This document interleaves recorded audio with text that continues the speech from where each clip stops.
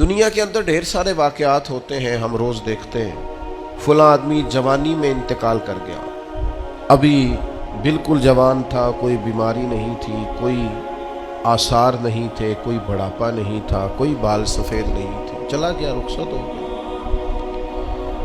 اب اس طرح کی جتنی بھی چیزیں ہوتی ہیں اس سے دو قسم کا لوگ نتیجہ اخذ کرتے ہیں۔ ایک لوگ اس سے عبرت لیتے ہیں۔ عبرت کیا ہے؟ کانوں کو ہاتھ لگائیں گے، توبہ توبہ توبہ استغفر اللہ، اللہ معاف کرے جی، دیکھو ابھی اسی عمر میں بیچارہ رخصت ہو گیا، یہ عبرت ہے۔ وہ دیکھو جی ابھی بچے چھوٹے ہیں، ابھی دیکھو وقت آیا تھا آسانی دیکھنے کا، ابھی حالات ٹھیک ہوئے تھے، دیکھو جی توبہ توبہ کیا معاملات ہیں، بس کانوں کو ہاتھ لگایا، چھٹی ہو گئی، یہ عبرت ہے۔ اور کچھ لوگ ایسے ہوتے ہیں جو ان چیزوں سے نصیحت حاصل کرتے ہیں۔ وہ کہتے ہیں یار وہ جوانی میں چلا گیا تو میں بھی تو جا سکتا ہوں نا، لہذا وہ کیا کرتے ہیں؟ وہ اپنے آپ کو بدلتے ہیں، اپنے اعمال کو بدلتے ہیں، اپنے اخلاق کو بدلتے ہیں، اپنے کردار کو بدلتے ہیں، اپنے شب و روز کو بدلتے ہیں، اپنی صبحوں اور شاموں میں تبدیلی لاتے ہیں، اپنی جوانی کو ضائع نہیں کرتے۔ میں اور آپ روزانہ ڈھیروں عبرت کی چیزیں اپنے معاشرے میں دیکھتے ہیں۔ ہمارے قریبی لوگ چلے گئے، ہم نے ان کے جانے کے بعد کہا یار دیکھو زندگی کا بھروسہ کوئی نہیں، کل یہ بندہ ہمارے ساتھ تھا، آج رخصت ہو گیا، بھروسہ کوئی نہیں، پتہ نہیں کیا ہوگا۔ یہ عبرت ہے۔ وہ توبہ توبہ کی، پھر اسی کام لگ گئے غافلوں والے۔ لیکن اگر وَمَوْعِظَةً لِّلْمُتَّقِينَ پر عمل ہوتا تو پھر ہم کیا کرتے؟ پھر ہم کہتے یار اگر وہ چلا گیا ہے تو بیٹھے میں نے بھی نہیں رہنا، جانا مجھے بھی پڑے گا، لہذا تیاری کرو۔ عبرت اور نصیحت اس میں فرق ہوتا ہے۔ ہم چیزوں کو بطور عبرت دیکھ تو لیتے ہیں پر ان سے نصیحت حاصل نہیں کرتے۔ ہمیں نصیحت حاصل کرنی۔ قرآن مجید فرقان حمید کے اندر بہت ساری قوموں کے احوال اللہ نے بیان فرمائے۔ کس لیے بیان کیے؟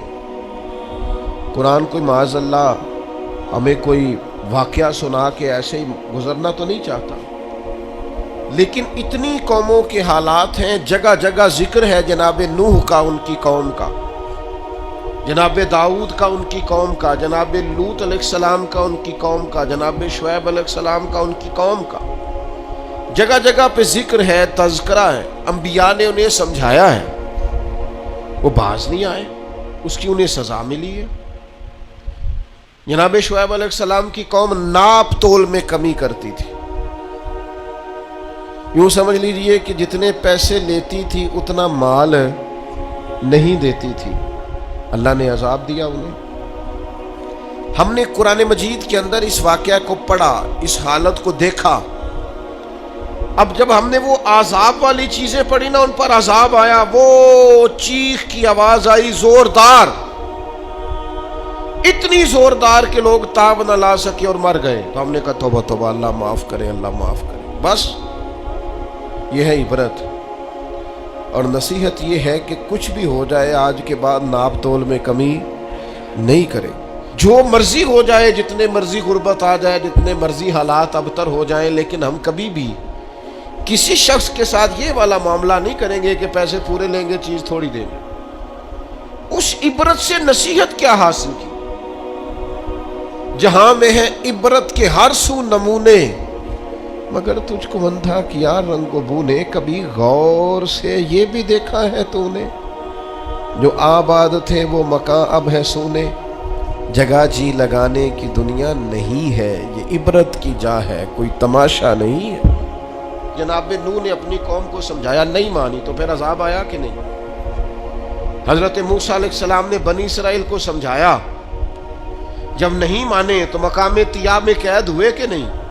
یہ قید کو چھوٹی قید نہیں تھی کہ سارا دن آپ چلیں، سفر کریں، رات کو سوئیں تو جہاں سے آپ چلے ہو صبح وہیں پہ ہو، وہ چھوٹی سزا ہے؟ قوموں کو جگہ جگہ جو قرآن مجید نے ان کی سزاؤں کا ذکر کیا، جو جگہ جگہ تذکرے فرمائے کہ فلاں نے بات نہیں مانی تو یہ ہوا، فلاں نے نافرمانی کی تو یہ ہوا، فلاں نے اللہ کی حدوں کو توڑا تو یہ ہوا، تو بھئی یہ قرآن مجید نے جتنا کچھ بیان کیا ہے یہ ہماری نصیحت کے لیے بیان کیا ہے، اور ہم ہیں کہ ٹس سے مس نہیں ہوتے، چونکہ جمعہ ہے تو یہ باتیں تو کرنی ہے۔ کبھی کبھی نا دوسروں سے نصیحت پکڑ لینی چاہیے، دوسروں پہ تبصرہ کرنے، ہم نا تبصرہ کرتے ہیں فلانے کے ہاں یہ دیکھو کیا ہو گیا، آپ تبصرہ نہ کریں، آپ نصیحت حاصل کریں، نصیحت حاصل کرنا ضروری ہے۔ ملا رومی رحمۃ اللہ علیہ نے یہی نصیحت کی بات لکھی ہے، پرانی قوموں سے نصیحت حاصل کرو۔ وہ فرماتے ہیں کہ شیر، بھیڑیا اور لومڑی یہ تینوں شکار کرنے نکلے، ایک گائے شکار کی، ایک ہرن کا شکار کیا، ایک خرگوش کا شکار کیا، تینوں نے۔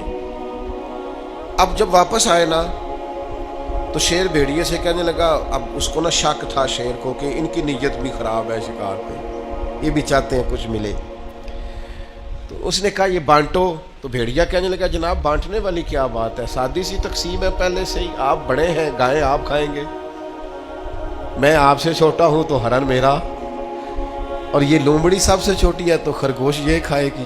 اس نے کہا اچھا۔ اس نے پنجہ مارا، بھیڑیے کو مار دیا، وہیں مر گیا۔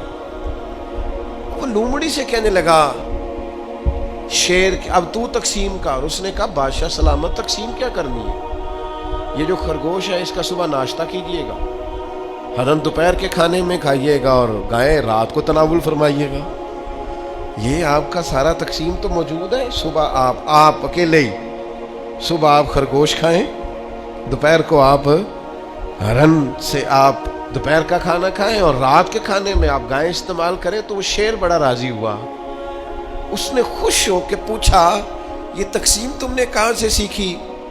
کہنے لگی وہ بھیڑیے کی موت سے سیکھی ہے، یہ ابھی مرا ہے نا میرے سامنے، اس کی موت سے میں نے تقسیم سیکھی ہے، سیکھ گیا ہوں کہ اگر یہ تقسیم نہ ہوئی تو مر میں بھی جاؤں گی، لہٰذا اس کی موت سے میں نے سیکھا ہے۔ ملا رومی رحمۃ اللہ تعالیٰ علیہ فرماتے ہیں یہ بات میں نے ہنسنے کے لیے نہیں لکھی،